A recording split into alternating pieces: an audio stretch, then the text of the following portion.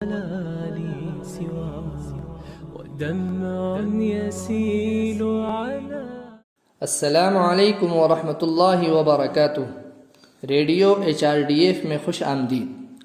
غزوہ بدر کے شروع میں رسول اللہ صلی اللہ علیہ وسلم نے اپنے صحابہ سے فرمایا، بنو ہاشم، ابو البختری اور عباس بن عبد المطلب کو ہم سے لڑنے میں کوئی دلچسپی نہیں ہے۔ انہیں جنگ کرنے پر مجبور کیا گیا ہے، اس لیے کوئی ان کو قتل نہ کرے۔ اس تجویز کی حقیقت سے ناآشنا ہونے کی وجہ سے حضرت ابو حذیفہ بن عتبہ نے جواب دیا، کیا ہم اپنے باپ، بھائیوں اور رشتہ داروں کو قتل کر دیں اور عباس اور دیگر لوگوں کو چھوڑ دیں؟ جب یہ خبر رسول اللہ صلی اللہ علیہ وسلم کو ملی تو بہت ناراض ہوئے۔ حضرت عمر رضی اللہ عنہ نے فوراً کہا، یا رسول اللہ، یہ منافق ہے، میں اس کا سر اتار سکتا ہوں۔ حضرت ابو حذیفہ نے بعد میں اپنے بیان پر افسوس کا اظہار کیا اور کہا، میں ہمیشہ اس سے ڈرتا ہوں جو میں نے اس وقت کہا تھا، اور اس کا واحد کفارہ شہادت ہے۔ ان کی یہ مقدس خواہش یمامہ جنگ میں پوری ہوئی۔ رسول اللہ صلی اللہ علیہ وسلم کی جنگ جارحین کے خلاف تھی، نہ کہ کفار کے خلاف۔ حضرت ابو حذیفہ رضی اللہ عنہ نے اس حقیقت کو سمجھے بغیر وہ الفاظ کہے تھے۔ ہاشمی خاندان، ابو البختری اور عباس بن عبد المطلب ایسے لوگ تھے جو مذہبی آزادی اور سماجی اقدار پر یقین رکھتے تھے، لیکن ابو حذیفہ فوری طور پر اس پر توجہ نہیں دے سکے۔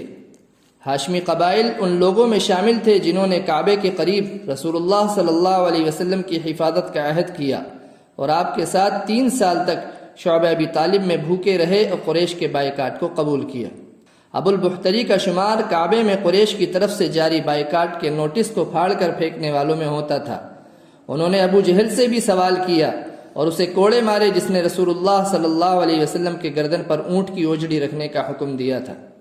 دوسری طرف عباس بن عبد المطلب نبی صلی اللہ علیہ وسلم کے ساتھ سائے کی طرح تھے، اور عقبہ معاہدے کی منصوبہ بندی اور نبی صلی اللہ علیہ وسلم کی حفاظت کو یقینی بنانے میں سرگرم عمل تھے، یہاں تک کہ جب وہ رسول اللہ صلی اللہ علیہ وسلم کے بتائے ہوئے نظریات پر یقین نہیں رکھتے تھے اور ایک مشرک معاشرے کے ساتھ رہتے تھے، تب بھی وہ جارحین کے ساتھ نہیں تھے۔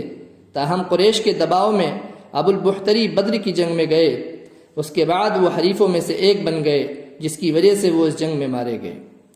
عباس بن عبد المطلب کو بھی اسی طرح جنگ میں جانا پڑا۔ آخر کار جب انہیں قیدی بنا لیا گیا تو نبی صلی اللہ علیہ وسلم نے ان سے فدیے کا مطالبہ کیا۔ انہوں نے پوچھا، میں فدیہ کیوں ادا کروں؟ میں جبر کے تحت جنگ میں گیا تھا، مجھے کوئی دلچسپی نہیں تھی۔ تو آپ صلی اللہ علیہ وسلم نے فرمایا کہ آپ دشمن کے لشکر میں نہیں تھے۔ آخر کار انہیں فدیہ ادا کرنے کے بعد ہی رہا کیا گیا۔ یہی وہ عظیم انصاف تھا جس کو حضور صلی اللہ علیہ وسلم نے برقرار رکھا تھا۔ اسلام کافروں کو دشمن نہیں بلکہ صرف جارحین کو دشمن کے طور پر دیکھتا ہے۔ قرآن کافروں کے ساتھ صبر، انصاف اور بھلائی کے ساتھ پیش آنے کا حکم دیتا ہے۔ جن لوگوں نے تم سے دین کے بارے میں لڑائی نہیں لڑی اور تمہیں جلا وطن نہیں کیا، ان کے ساتھ سلوک و احسان کرنے اور منصفانہ بھلے برتاؤ کرنے سے اللہ تعالیٰ تمہیں نہیں روکتا، بلکہ اللہ تعالیٰ تو انصاف کرنے والوں سے محبت کرتا ہے۔ اللہ تعالیٰ تمہیں صرف ان لوگوں کی محبت سے روکتا ہے جنہوں نے تم سے دین کے بارے میں لڑائیاں لڑیں اور تمہیں گھروں سے نکال دیا اور گھروں سے نکال دینے والوں کی مدد کی، یہ کہ تم ان سے دوستی کرو، اور جو ان سے دوستی کریں تو وہی لوگ ظالم ہیں۔ أشرقت نفسي بنور من فؤاد